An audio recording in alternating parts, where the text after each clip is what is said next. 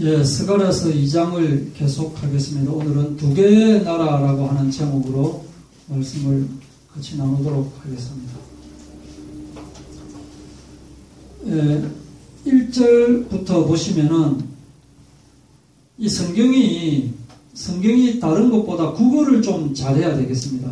왜냐하면은 성경에서 나와 있는 그 단어가 한 단어 한 단어가 무엇을 뜻하는지 누구를 뜻하는지를 알아야 되겠고, 특히 2장이 보면은 우리말 성경은 안 그렇습니다. 또 쉬운 성경도 그렇지 않습니다. 또 어린이 성경도 안 그런데 개역 개정은 완전히 이거는 국어를 아는 사람, 굉장히 국어를 잘하는 사람이 번역을 했거나 아니면 국어를 전혀 모르는 사람이 번역을 했거나 그렇게 내용이 되죠. 왜냐하면 여기에 나와 있는 그 또는 내 하는 게 금방 하나님이 됐다가 금방 예수님이 됐다가 막 이렇게 돼버려요. 근데 그게 누구다라는 게 전혀 설명도 없어요. 다른 성경은 안 그런데 우리가 가장 많이 읽고 있는 개정 성경만 이렇게 되는 것은 조금 아쉬운 그런 내용입니다. 예. 여기 보시면은 예. 제가 이제 가로를 열고 이렇게 풀이를 해놨는데요. 내가 또 눈을 들어본 즉, 내 하면 당연히 스가랴겠죠. 이거를 쓴 사람이 스가랴니까. 한 사람이 측량줄을 그의 손에 잡았기로. 여기에 나와 있는 한 사람이 누구라고요? 예수님이라고 말씀을 들었습니다. 잡았기로 내가 어디로 가느냐. 이게 이제 쉽게 이야기하면은 당신 어디로 가십니까? 하고 묻는 건데 무조건 반말이라 하십니다. 예. 예수님 어디로 가십니까? 예수님인지 아닌지도 모르는 상황이죠. 스가랴 입장에서는. 그러나 전체 문맥상 보면은 예수님일 수밖에 없고, 그래서 당신 어디로 가십니까? 하고 물은즉 그 사람이 내게 스가랴에게 대답하되 예루살렘을 측량하여 그 넓이와 길이를 보고자 하노라 하고 말할 때에, 그때 이제 지금까지 내 옆에서 계속 나를 인도해 주던 그 내게 말하는 천사는 나가고 다른 천사가 나와서 그를 맞으며, 그는 바로 위에 나와 있던 측량줄을 잡고 있던 바로 그 사람을 말합니다. 바로 예수님을 말합니다. 그를 맞으며 이르되 너는 달려가서, 그 너는 바로 예수님을 뜻합니다. 너는 달려가서 그 소년, 누굽니까? 스가랴가 젊은 선지자입니다. 그래서 그 소년에게 말하여 이르기를 예루살렘은 그 가운데 사람과 가축이 많으므로 성곽 없는 성읍이 될 것이라 라고 말하라 라고 이제 말을 하는 것입니다. 아까 그 다른 어떤 천사, 여기서 말하는 3절에 나와 있는 다른 천사는 문맥상 하나님이 되어집니다. 뒤에 나오는 만군의 여호와가 바로 여기 나오는 다른 천사, 이 천사가 됩니다. 그리고 5절부터 보면은 여호와의 말씀에, 이건 직접 화법입니다. 직접 화법이라는 것은 말하는 것을 그대로 옮기는 거. 이제 직접 화법으로 나가다가 갑자기 간접 화법으로 나오면, 간접 화법은 뭡니까?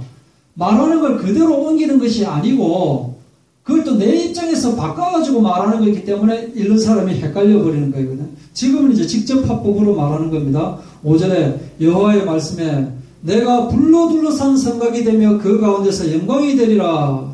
오라 너희는 북방 땅에서 도피할지어다. 여호와의 말씀이니라. 이는 내가 너희를 하늘 사방에 바람같이 흩어지게 하였음이니라. 바벨론 그 포로가 되게 하고 막 그 대적자들이 나타났을 때 도망갈 수밖에 없도록 그렇게 하나님이 그렇게 징계를 한 것입니다. 여호와의 말씀이니라. 이는 내가 너희를 하늘 사방에 바람같이 흩어지게 하였음이니라. 여호와의 말씀이니라. 바벨론 성에 거주하는 시온아 이제 너는 피할지니라. 여기까지 말하고 8절부터 보시면은, 자 보십시오. 8절부터 만군의 여호와께서 이같이 말씀하시되 영광을 위하여 나를 너희를 노력한 여러 나라로 보내셨나니 하면, 여기 말하는 나가 누구라 해야 됩니까?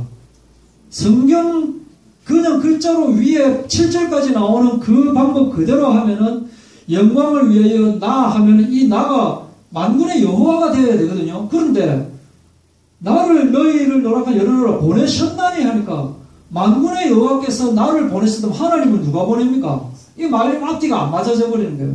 여기 말하는 나는 바로 위에 나와 있던 한 사람 예수님이 되어버리는 거예요.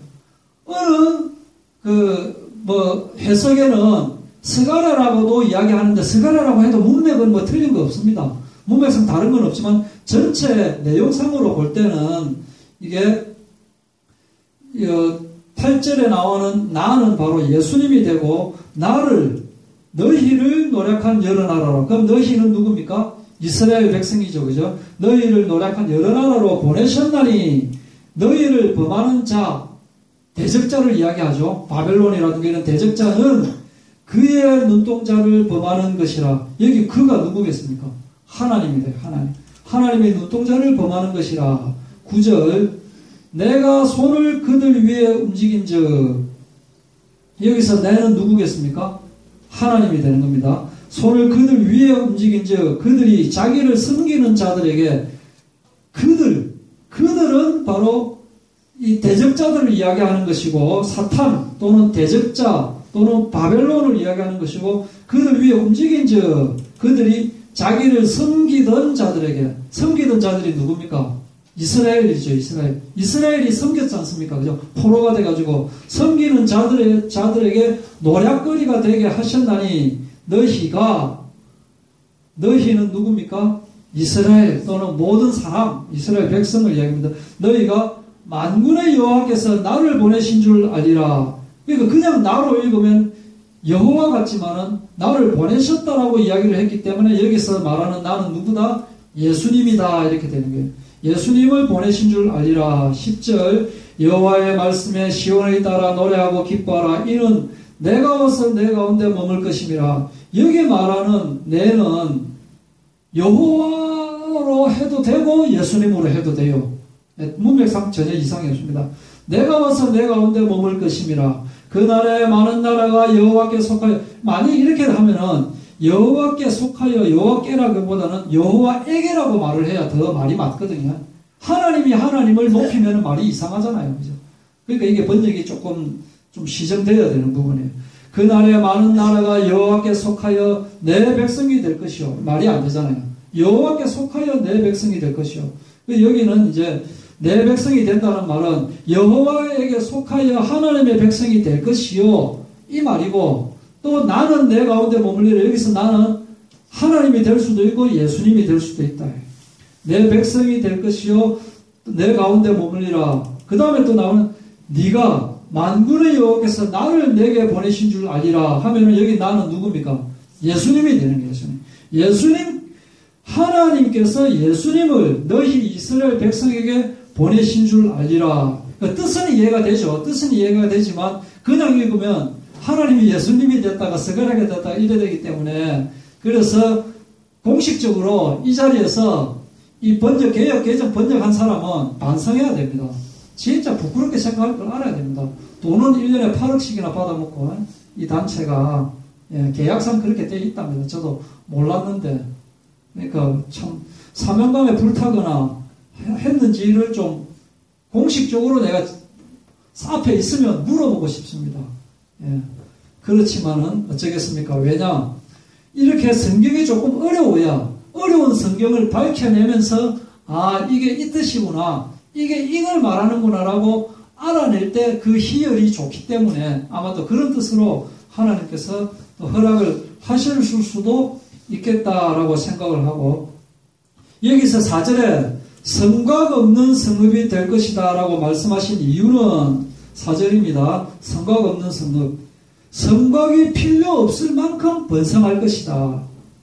원래 이 예루살렘 성읍이 이 바벨론의 포로로 갔다가 귀환했을 때 예루살렘 성읍의 상태가 어떤 상태냐면은 막 고양이 같은 그런 들짐승이 먹이를 찾아서 헤매는 그런 빈민촌의 모습이 지금 이 모습이 그런 모습인데 하나님께서 성곽이 필요 없을 만큼 번성하리라 라고 그렇게 성곽은 이제 성전을 짓고 성경에 이제 그 테두리 벽을 이야기해요. 그 벽을 필요가 없다. 왜냐하면 내가 성곽이 될 것이다. 첫 번째는 성곽이 필요 없을 만큼 번성할 것이다. 두 번째는 하나님이 직접 불성곽이 되어서 보호하실 것이다 라고 하는 거예요. 불성곽의 뜻이 뭐라고 했습니까? 능력, 권세 이런 뜻이라고 말씀을 드렸죠. 이 예루살렘이 무슨 뜻인지 우리가 예루살렘 성경에 참 많이 나오고 한데 예루살렘이 무슨 뜻인지 아는 사람도 잘 없는데 지금 말씀드리겠습니다.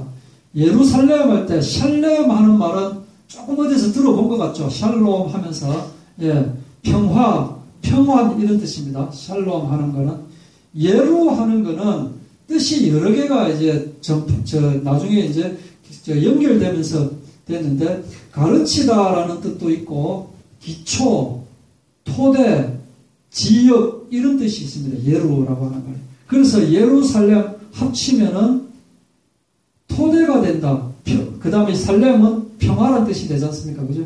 지역이라는 말도 토대라는 말하고 또 비슷하고 또 가르친다는 말도 근원적으로 똑바로 가르치면 바로 그게 토대가 똑바로 쌓인다 이런 뜻이 되잖아요. 그러니까 전체적으로 보면은 주님이 근원이 되어서 평화로운 성, 또 짧게 이야기하면은 거룩한 도성 또는 영적인 교두보 이런 뜻이 되는 거예요. 주님이 근원이 되어서 평화롭게 되어진 성, 거룩한 도성, 영적인 교두보. 그러니까 사탄의 지배하에 있는 인간 세상을 회복시키기 위해서 하나님께서 한 장소를 선택하셨는데 그곳이 바로 예루살렘이었다.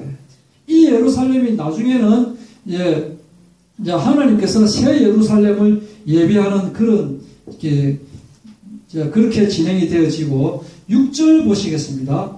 6절에 보시면은 끝부분에 보면은 사방에 바람같이 흩어지게 하였음이니라. 흩어지게 했다 이죠. 흩어지게 했다. 흩어지게 한 것은 뭡니까? 이스라엘이 범죄했기 때문에 징계로 흩어놨습니다. 흩어진 민족 디아스포라라고 불리죠. 디아스포라. 징계로 흩어놨지만은 하나님께서 때가 되면은 언약대로 회복시키신다라고 하는 말씀을 우리가 기억을 하면서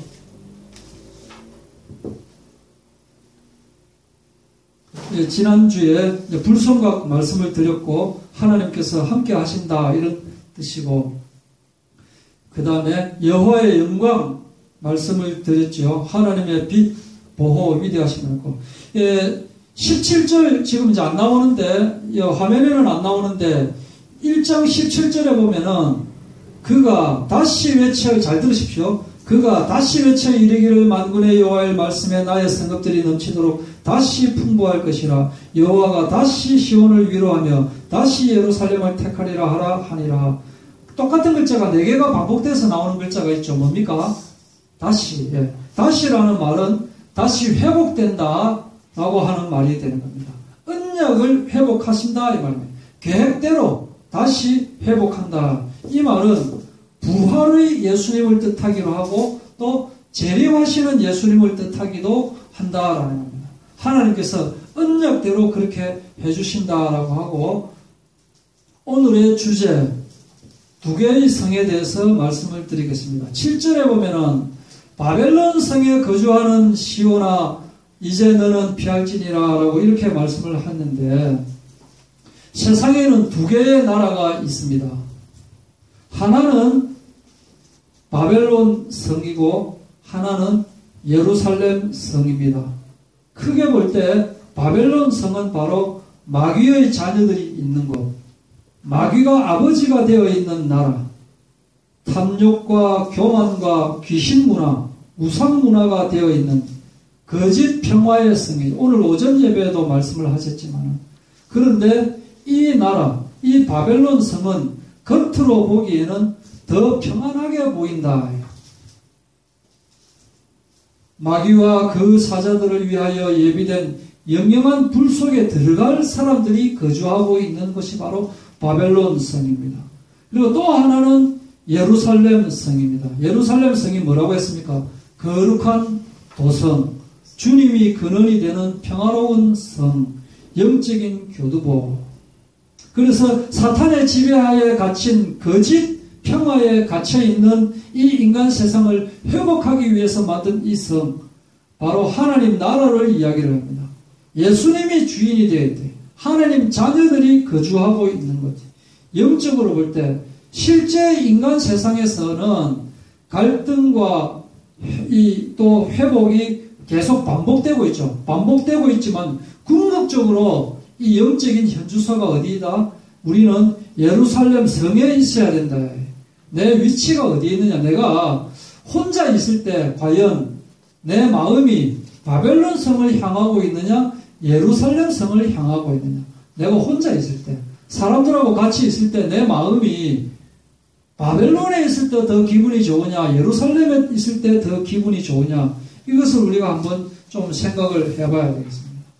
사람들은 보면은 이 신학적으로 볼 때 우리가 죽어서 가는 곳은 분명히 천국 맞죠? 그죠? 천국 맞는데 요즘 기독교인들이 보면은 이제 죽어서 가는 곳은 천국이 맞지만 지금 현재 이 세상은 천국이 아닌 사람들이 너무 많이 있습니다.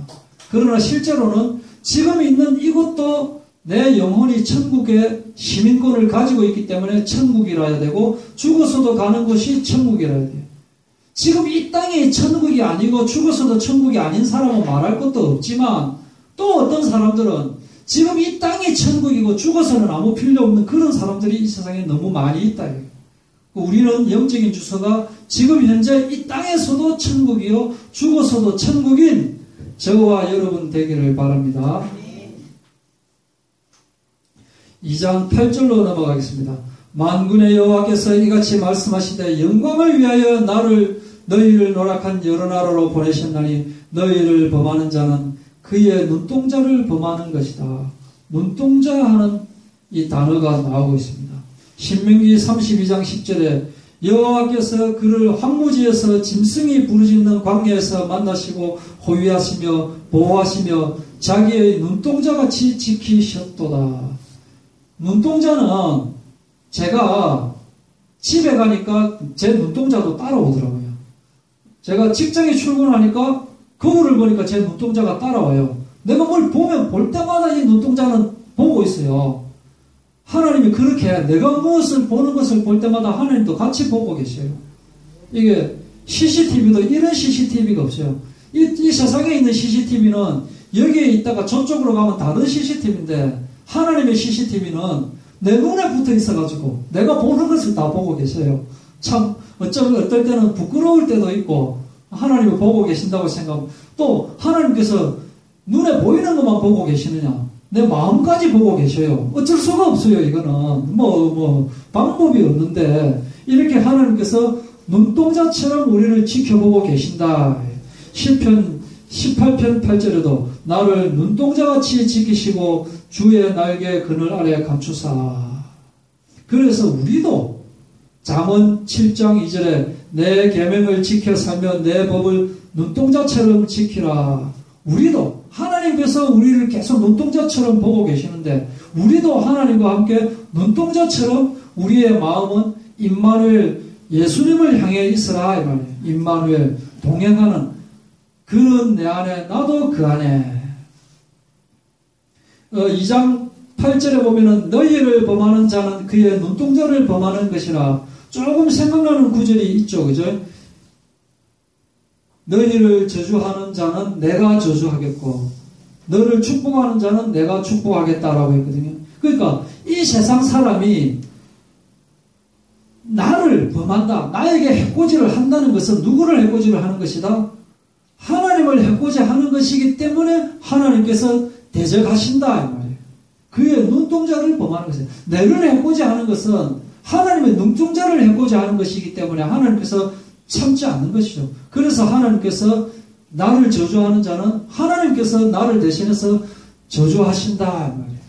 그래서 우리 가까이 있는 사람들은 우리를 좀 조심해야 됩니다. 저 본의 아니게. 나는 좀 가만히 있으려 해도 하나님께서 혼내시기 때문에 그래서 우리는 당당한 정말 하나님은 우리 몸을 자기 몸과 같이 우리를 생각하고 계시기 때문에 하나님도 우리를 눈동자처럼 우리도 하나님을 항상 하나님과 함께 계신다는 그 마음으로 살아가는 저와 여러분 되기를 바랍니다. 2장 17절에 바벨론 성에 거주하는 시온아 이제 너는 피할지니라 하고 나오죠.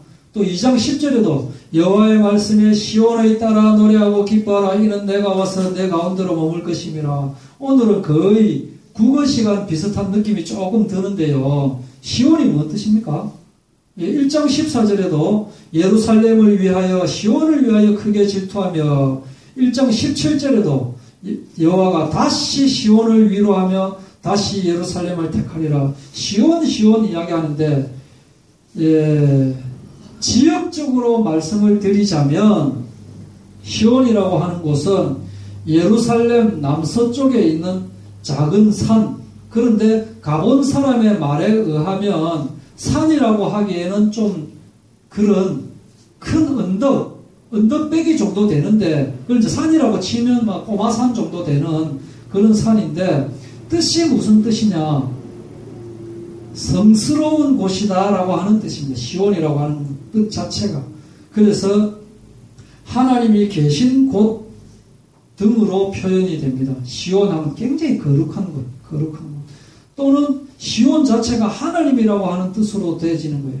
그런데 하나님이다 또는 성스러운 곳이다라고 했는데 내가 예루살렘을 위하여 시온을 위하여 이렇게 되어버리면 하나님을 위하여는 말이 안 맞잖아요. 본문에서 나와 있는 시온은 뭐냐면은 하나님과 함께하는 이스라엘의 개념도 같이 포함하고 있습니다. 그러니까 시온이라고 하는 것은 주체가 하나님이고 하나님과 더불어 같이 있는 것들이 다 같이 포함돼요. 그러니까 지역도 말을 할 수가 있고 여기서 시온을 위하여라고 할 때는 하나님과 함께하는 이스라엘, 선택받은 이스라엘, 회복된 이스라엘을 같이 말한다라고 하는 뜻을 한번 생각해 보고요. 찬양을 한곡하고 또 넘어가도록 그렇게 하도록 하겠습니다. 찬양은 227번입니다.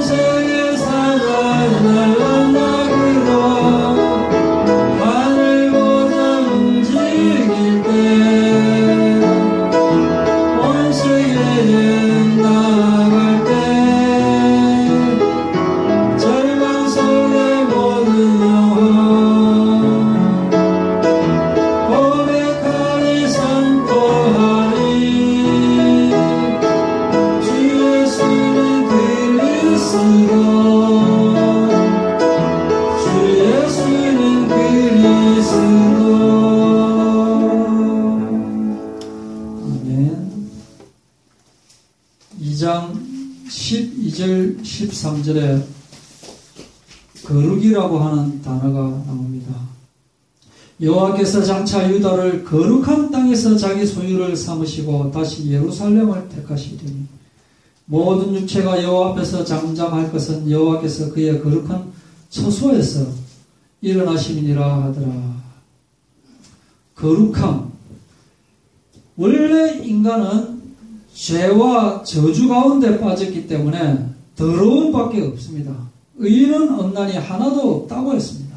그런데 예수님이 거룩하십니다. 예수님께서 거룩하시기 때문에 우리를 거룩하게 하신 것입니다. 베드로전서 1장 16절에 베드로전서 이 말씀은 구약 레위기 말씀을 다시 인용한 것입니다. 기록되었으되 내가 거룩하니 너희도 거룩할지어다 라고 그렇게 말씀을 하셨습니다. 그리고 히브리서에 넘어오면은 그러므로 예수도 자기 피로서 백성을 거룩하게 하려고 성문 밖에서 고난을 받으셨느니라. 에베소서에서도 이는 곧 물로 씻어 말씀으로 깨끗하게 하사 거룩하게 하시고. 근데 여기서 또 우리가 또 볼 수 있는 것은 마치 스가랴서 1장 3절에 보면은 돌아오라 그리하면 돌아오리라 라고 말씀하신 구약과 달리 신약 계시록 3장 20절에는 볼지어다 내가 문 밖에서 두드리노니 바로 문 밖에서 두드리고 계시는 한 칸 더 우리에게 다가오신 예수님을 발견할 수 있는데 거룩하게 한다는 말도 우리에게 다가오신 것을 우리가 발견할 수 있습니다. 구약에는 내가 거룩하니 너희도 거룩하라 라고 명령을 하는 반면에 신약으로 넘어가 보면은 예수님께서 자기 피로서 우리를 거룩하게 하시는 거예요. 그냥 예수님께서 우리는 가만히 있는데 우리가 거룩하려고 노력을 안 해도 거룩하게 하시는 거예요. 곧 물로 씻어 말씀으로 깨끗하게 해서 거룩하게 하신다. 그래서 우리가 죄사함 받았다고 뭐 촐랑댈 필요도 없고 교만할 필요도 없습니다. 요즘에는 아까도 말씀드렸지만은 궁극적으로 거룩한 땅은 어디다? 새하늘과 새 땅입니다. 그래서 천국 소망을 가지고 있는 것이 기독교 기본인데 이 천국 소망을 가지고 있으면 이 땅에서도 천국이고 죽어서도 천국이에요. 천국 소망이 없으면 이 땅에서도 지옥이고 죽어서도 지옥입니다. 그런데 문제는 이 땅에서 천국이면서 죽어서 천국이 아닌 사람이 문제다. 그리고 또 어떠한 이단은 이 땅에서는 아무것도 아니고 우리가 죽어야 천국에 간다라고 하는 것은 그건 또 틀렸다. 우리는 이 땅에서도 천국이고 죽어서도 천국이에요. 두 개의 나라 중에서 바벨론이라고 하는 나라가 아닌 예루살렘이라고 하는 하나님께서 선택하신 나라에서 영원히 거하는 저와 여러분 되기를 바랍니다.